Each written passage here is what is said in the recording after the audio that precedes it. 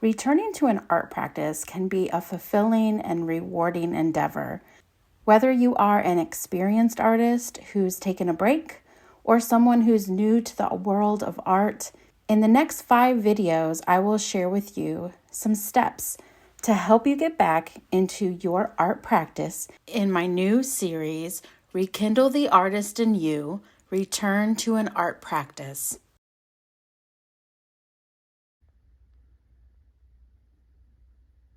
This week, let's talk about gathering supplies, starting small, and reconnecting with inspiration.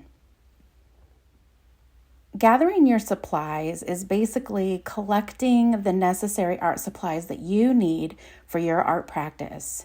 This may include paints, brushes, pencils, sketchbooks, canvases, or digital tools, depending on your chosen medium. Start with what you have. Be careful not to compare what you have with others, and just start with what you already have on hand. In time, you may build up some newer supplies, but definitely start with what you have. Gathering those supplies also makes it easy so that you always know where everything is when you're ready to work on your art practice. Starting small is one of the best ways that you can get back into your art practice.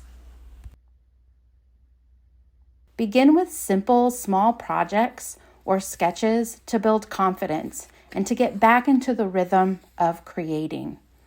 Pick one skill to start building on and just start. I recommend using a sketchbook. It's a place where you can start building on those skills. It's a great place to mess up, and it's a wonderful place to discover new techniques and maybe new, simpler projects that you want to try. Remember that these can always turn into something bigger, but starting small will help you build that confidence that you need when you start on those bigger projects.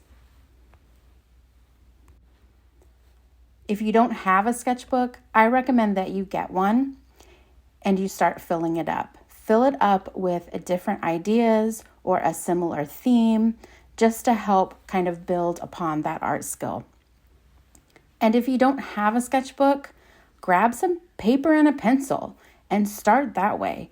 An 8.5 by 11 piece of paper is starting small, or maybe cut it in half and start even smaller. You don't have to have these huge pieces of paper to work on your art.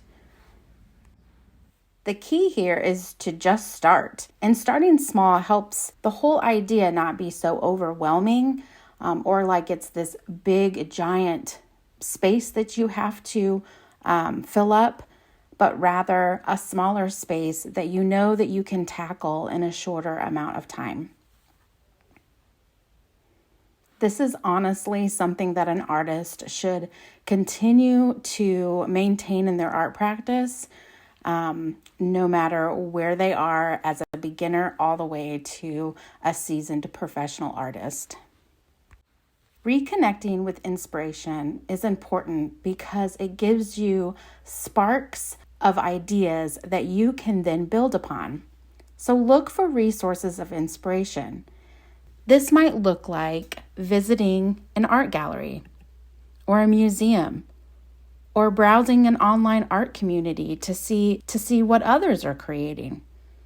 Oftentimes you can gather inspiration on Pinterest or even on Instagram. You can explore different styles and techniques that are unique to your interests. This is important because you don't want to look like somebody else. You want to look like yourself and the things that are important to you.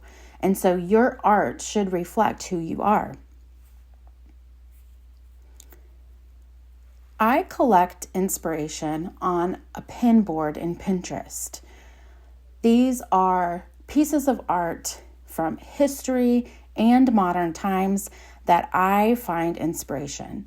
I find them special or unique in some way, oftentimes ties into what I like and what my interests are. Art books are great for this too. Learning from others is so helpful. So why not pick up a book created by an artist that gives you step-by-step tips, chapter upon chapter of information to help you hone in and get better at your art practice. It doesn't have to be overwhelming. You can literally take it chapter by chapter or step by step and learn a new skill or technique. And get inspired by that artist who has created this book and has kind of paved the way for you to learn a new art skill. Remember that returning to an art practice is a personal journey. Embracing the process, staying patient with yourself, and enjoying the creative expression that art offers are all important. Be sure to come back next week. I'm going to give you more ideas about how you can rekindle the artist in you and return to an art practice. In the meantime, why don't you check out my 3-video series, How to Fill Up Your Sketchbook, so that you can figure out today how your sketchbook can work for you as an artist. Until next time, bye!